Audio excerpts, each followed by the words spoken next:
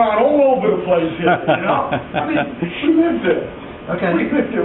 We know what, you know, what's needed and what's important. If God forbid, if somebody would have got hit in the community, you know, or we had a dangerous spot in the community, you know, then you can turn around and say, geez, makes sense, you know, yeah, put a stop sign there. But out of the blue, after 60 years of Hamiltonian Park being there, and not one accident, a car accident, or a kid, or anybody in the community getting hit by a car that I know of, 12 stop signs going up like that is like, whoa. You know, Dan, we had put 12 in Arcadia Hills, and shortly after we did it, a child was hit by a car. Because of the stop signs?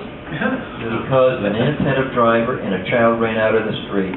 Now, the point I'm trying to make is accidents do occur, and someone has requested this. We're looking at it as best we can, and we'll get an answer on how it was put together. But just because we had 40 years of not an accident doesn't preclude one happening tomorrow. Yeah, because so we go overboard with things. Well, I mean, we have to look at the effort of what we're trying to do, the inconvenience versus the benefit. That's what this board will have to wrestle with. And so, I mean, you're saying, well, you know, you got to go through 12 to get out of this. No, that's what. I wasn't talking about it from an inconvenience standpoint, Doug. Okay. I was talking about what I foresee happening is that some people are going to start taking these signs a little on the lax side, you know, and maybe not completely stopping at them, especially when nobody's keeping an eye on them, you know. Okay. And it might defeat what you want to accomplish because you'll have pedestrians dependent on that stop sign, and maybe somebody rushing to work figuring nobody's looking and taking the stop sign, or at least maybe not stopping fully. That was my point, what I was saying. Very good. Okay. Sure.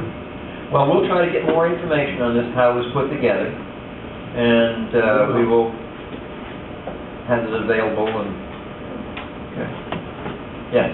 Is the board open to nominations of community members to be used as speed bumps?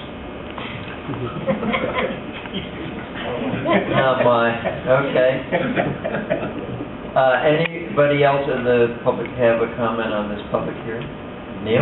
Yeah, just a point of clarity. We had the same issue with the village on our street, and as to speed bumps, we were told that they violate Department of Traffic regulations on public, and you may notice that you don't see them on public thoroughfares, only on private property in New York State. But the other thought that occurs, yeah, like private parking lots, it may or may not be true. This is what the village told me. But a thought that may resolve the issue are these little signs like they have along West Main Street that tell you to yield to pedestrians. And, you know, they're just those little kind of plastic signs you put in the middle of the street on the double yellow line, or with lines going across the street for walking. Well, perhaps, but that's just my thought. Thank you. Okay, thank you very much, Neil.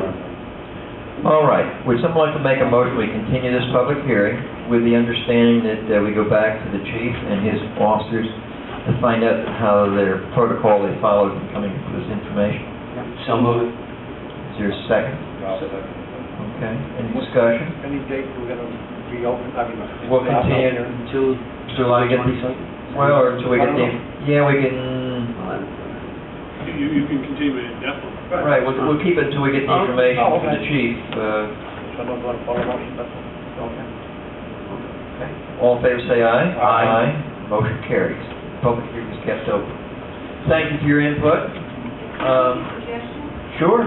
If there is a family that really feels there is an unsafe situation, probably it'll be the next 8 weeks will be most unsafe. So that if you can address it earlier and feel that it's just a thought. Right. That's a good thought. Okay, good. Well, this town belongs to you, and this is what it's all about with public hearings. You give us your input. be careful. Oh, boy, you're tough, guy. Well, you wouldn't have to be if you got a lot of stop signs out there. Right. Thank you very, very much. Okay. Get on safe. I'd say if it was easy, it would already been done. Okay. The next one, we have is to authorize the town clerk to advertise for Justice Switch Road improvement project bids per the memo from Riddick Associates. You can see that involved here. It's from Sean Hoffman to Val Eisman. We've heard now from the County of Orange that they've approved the bid documents. that we gave them on June 15, 2010. They would like us to go out for bids, or authorize the advertising for bids this evening.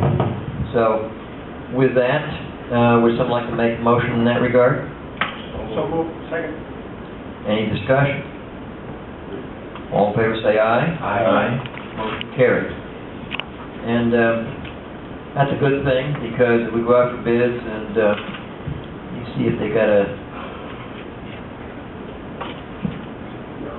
8/9 award the work, the bid, and so actually, hopefully in late August we can start the work and get it done before cold weather. Okay, the next item is our superintendent of highways wrote us a letter a few weeks ago saying that a second truck had a cracked frame. And we said, well, gee, go out and see if you can find a good used one like we did the first one. And we couldn't find one. The first one was a real coup, where you could get a $185,000 truck for $12,500 with low mileage. But we were able to pull that off. But we were unable to find another one. So the best thing they came up with is to purchase a 2011 International Harvester truck frame and cab, just the chassis, without the body. And with that, we asked Phil Cantorino, who has a lot of experience with GMAC, to see what options would be for us, because we only have $105,000 left in our budget, and between now and the end of the year for purchase of equipment. So with that, Phil, can you kind of share with the board, and then we'll make a motion to proceed on? Sure, go ahead, Lou. Because you said cab and chassis, just want to know that it also includes all the plow equipment. Okay. So Sure. that's Plow and spreader. I mean, you come out 105 with 24, 25,000 with that. That's right. All it's Right. It's fully equipped other than The bed. the bed. All Good. right, thank you. Yep. So, I know that they can defray costs to municipalities to different years, to following years. It's called delayed release. It's usually a program finance companies use and allow dealers to sell to municipalities. So what I did is, I know that we only have so much in the budget and we still have a half a year to go. So I went out to New Windsor and visited the dealer. And I sat with the dealer, and this is, the main office is in Albany, so we call the finance people in Albany. And I said, we have so much in the budget, what we would like to do is pay for part of the truck this year, but we need to take delivery by November because we're going to use it for plowing and so on and so forth. However, we would like to pay for a part of it this year and then part of it with next year's budget. And they said, okay. We called Albany. I mean, this was after, I was there for probably an hour or so. We were discussing all the options. So what it looks like, it's going to be built. But we have to submit a purchase order because it's on state bid, and the bid will be expiring very shortly. So what they'll do is they'll build the unit for delivery in September. They get the unit, it's delivered to the plow company, and you're right, Lou, I think it's around 21 or 23,000, will be to fit the plow and the whole thing. Now, this is body installation of $1,500. I'm not sure who's going to install it, but it's also in that $105,000 price. We'll have to clarify that. So we can probably pay for half. We did not discuss the actual numbers, but I used 50% as a goodwill payment.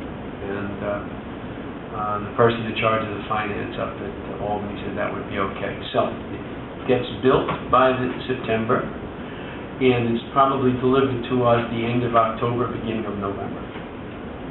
Normally, they'll give you 30 days in which to process it. That's unusual, but that's what they'll do. But they will give us an extension until sometime in January, so that we have the funding to pay for it. So, if you want to go forward with this, Everything is set in place. I will say that they had a five-year warranty on here it says a 5-year warranty, but the warranty is only on the engine. Normally you get 12